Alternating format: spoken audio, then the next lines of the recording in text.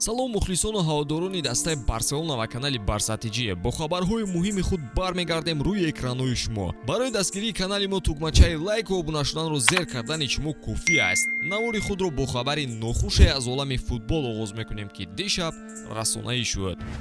чемпиони секаратаи ҷаҳон Пеле дар синни 80 солагӣ даргузашт. рӯзи 29 ноябр собиқ бозингари тими миллии Бразилия бо далели бад шудани вазъи саломатиаш ба бемористон бистарӣ шуд. ба ӯ ташхиси бад будани ҳолати гурда ва дил гузошта шуд. табобати саратони рӯдаи ғафз ки гирифта буд натиҷаи бад дода будааст. Пеле дар таърих ягона бозингарест ки 3 маротиба ба ҳайси бозингар солҳои 1958, 62 ва 70 ҷоми ҷаҳонро ба даст овардааст. дар мусобиқоти ниҳоии ҷоми ҷаҳон ӯ дар маҷмӯъ 14 бозӣ анҷом дода дар он 12 гол, аз ҷумла 3 гол дар финалҳои пирӯзшуда ба самар расонидааст. дар маҷмӯъ барои тими миллии Бразилия 77 гол дар 92 бозӣ, яъне ки аз соли 1957 то 1971 задааст. рекорди ӯ зиёда аз 50 сол буд ва танҳо ба наздикӣ нимар онро такрор кард. дар сатҳи клуб Пеле дар дастаи Сантоси Бразилия бозӣ кардааст, ки бо он ду бор дар ҷоми Либертадорес ва ҷоми байниқитъавӣ солҳои 1962 ва 1963 дар Нью-Йорк космоси Амрико ғолиб омада буд. ӯ беҳтарин бозингари асри 20 аз ҷониби комиссияи футболии FIFA,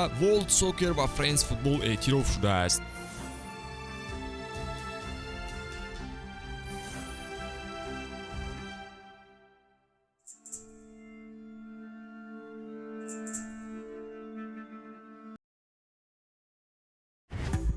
боксинг дей дар Англия бозиҳои ҷолиб ба мухлисон пешниҳод дорад. имрӯз соати 1 шаб Ливерпул бо Лестер ба ҳам меоянд. ҳолати Лестер нигаронкунанда ба назар мерасад ва шояд голҳои зиёд ба дарвозаашон қабул кунанд. тамошои ин ва дигар бозиҳои ҷолиби футболиро бо хизматрасониҳои ширкати 1x ҷолибтар гардонед.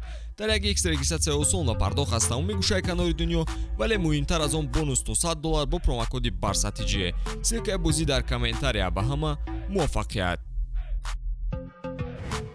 барселона Фрэнк Кессиро ба дастаи лондонии Тоттенхэм метавонад фурӯшад. ба иттилои Sports ES бошгоҳи англисӣ барои Кессе 15 миллион евро пешниҳод кардааст.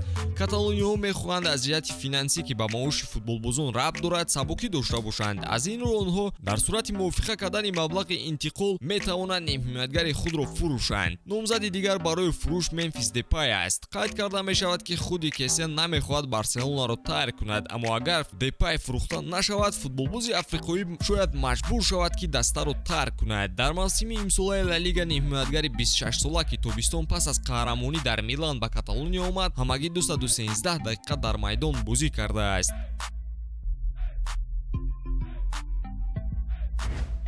дарвозабони олмонии Барселона Марк-Андре Тер Штеген дар бозиҳои охири бошгоҳ бозии зебое нишон медод ва муваффақияти даста дар бисёре аз ҳолатҳо аз худи ӯ вобастагии калон дошт. дар тими миллияш бошад ба ӯ имкони каме бозӣ кардан медиҳанд. шояд нои Рязнаи Флик бошад ки пояшам шиканад ӯро ба майдон мебарорад. ба ин ҳам нигоҳ накарда Марк-Андре Тер Штеген орзу дорад ки дарвозабони асосии тими миллияш шавад. кадом орзуе дорад ки то ҳол амалӣ нагардидааст. дарвозабони Барселона гуфт ки бозингари асосии тими миллӣ шудан. ёдовар мешавем ки дарвозабони асосии тими миллии Олмон Мануэл Нойер қаблан дар таътил пои худро шикаст ва то охири мавсим наметавонад бозӣ кунад.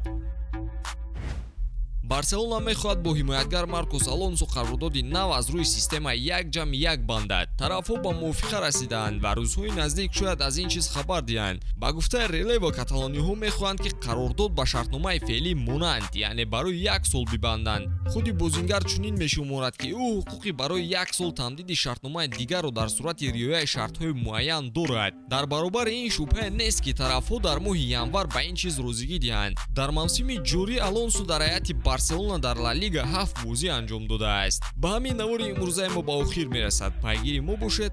хайр дӯстон.